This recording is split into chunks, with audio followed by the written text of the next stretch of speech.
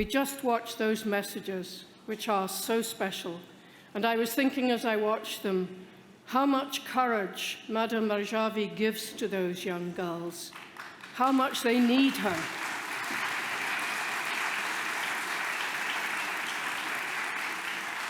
And what a great leader she is for all of you.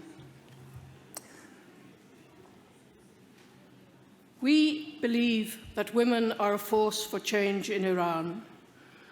Madam President Rajavi, your inspiring leadership is today reflected by the courage shown by so many Iranian women in leading the organized resistance movement. Their endeavors are the realization of your inspiring words. We can and we must overcome the regime. We all know that it is because of your great courage and your visible and constant leadership that the regime fears you and cannot tolerate the National Council of Resistance of Iran and the alternative for change in Iran, which you lead. We acknowledge, too, that you and the NCRI have been the constant target of the regime's terrorism and persecution, as Khomeini seeks to extinguish the flames of resistance. Yet this resilient and determined popular uprising, led by women and girls, seriously challenges his grip on power in Iran. Sisters, those flames will not be extinguished.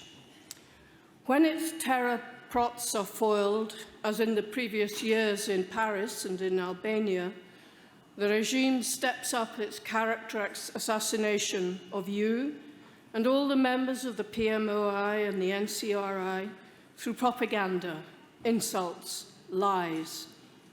The goal is to vilify, to undermine resistance, to ridicule your personal sacrifices so as to restrict, to isolate, and ultimately to annihilate the democratic opposition and the possibility of a free Iran.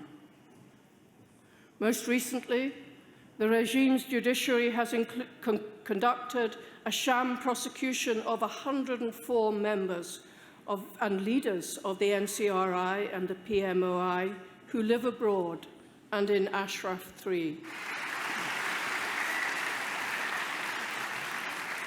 We must all play our part, no matter the risk, in the fight for peace, for security, for freedom, and for equality.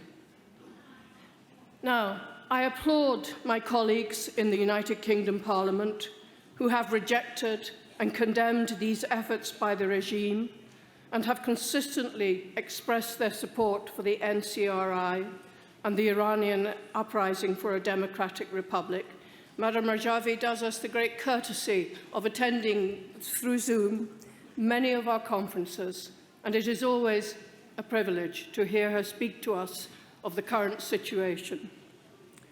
I reiterate the calls which have been made in my Parliament, the calls on European governments, especially the government of Albania, not only to counter Tehran's illegal activities, but also to uphold the rights of the members of the Iranian opposition, the PMOI, at Ashraf III, especially the women, in accordance with the 1951 Geneva Refugee Convention, the European Convention on Human Rights, and international law. Sisters, brothers, as we celebrate International Women's Day, European governments must stand with the brave women and girls of Iran and with the NCRI who are fighting to establish a democratic republic in Iran and to endorse the rights-based democratic Iran to which Madam Rajavi and all these other women have dedicated their lives.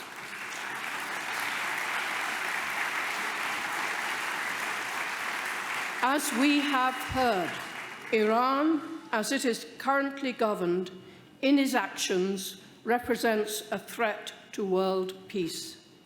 The establishment of a democratic Iran Overcoming the misogynist, theocratic dictatorship of Khomeini will introduce an era of stability and prosperity in Iran and the wider Middle East, and make a massive contribution to world peace. I applaud, and I thank you for the invitation to be here today, but I applaud all those women and young girls in the resistance units of the PMOI who are bravely confronting the brutal IRGC, who should be proscribed as a terrorist organization in every country in the world.